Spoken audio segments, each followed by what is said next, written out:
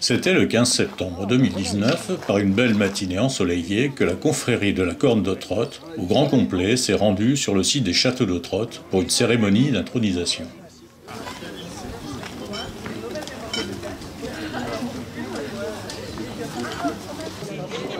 Tu restes ici.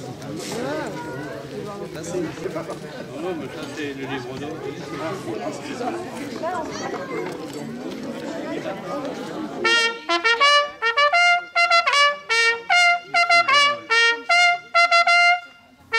5 éminents confrères ont été intronisés ce jour-là, Martin Marchal, Daniel Steinberger, Régis Selb et Antoine Schmitt, et enfin Jacques de Hohenstein, décédé il y a plus de 5 siècles, mais revenu parmi nous ce jour-là sous les traits de Pierre de Parcy, célèbre et dernier châtelain du château de Ratsamhausen, qu'il a entrepris de restaurer depuis quelques années. C'est la première fois que cette confrérie, après un peu plus d'un demi-siècle de vie, a l'occasion d'introniser notamment un des occupants de ce château.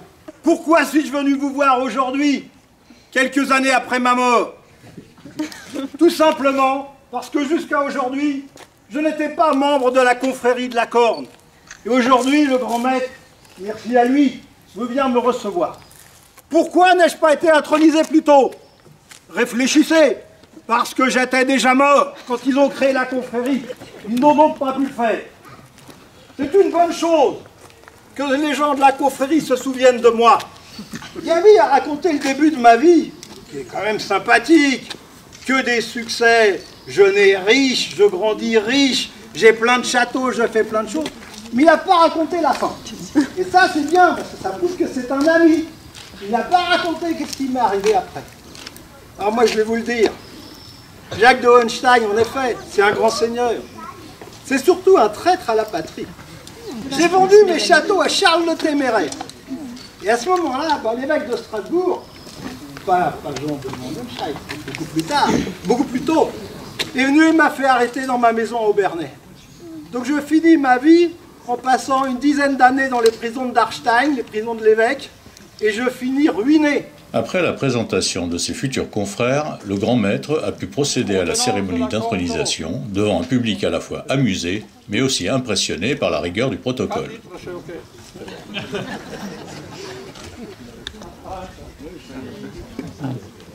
Antoine, où j'entends les 6 heures. C'était pas trop facile. Alors, Django.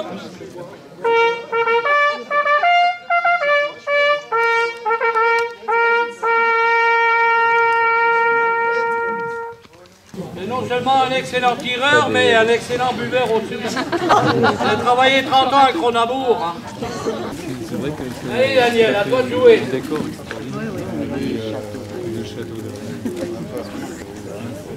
Ayant travaillé toute sa vie dans la restauration, il n'a pas bu que de l'eau. Hein. Et vide-la, laisse-en pas à pipe.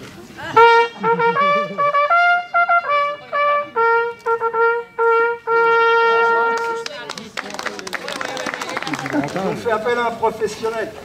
Un homme ressuscité. Poussez.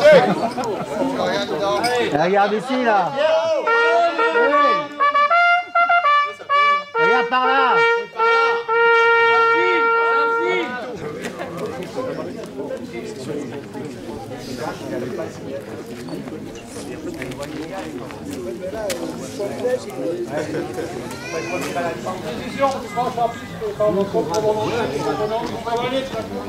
Sur la corne de roc, face au public, et voilà. Par décision du grand chapitre et par ma propre volonté, je te nomme chevalier de la confrérie de la Corne d'Ottrott. Hurrah! Après cet instant solennel, les personnes présentes se sont dirigées vers la maison forestière de Ratsamhausen, située en contrebas. Quelques tables avaient été installées là pour y déguster un pique-nique champêtre, arrosé bien sûr du célèbre rouge d'Ottrott.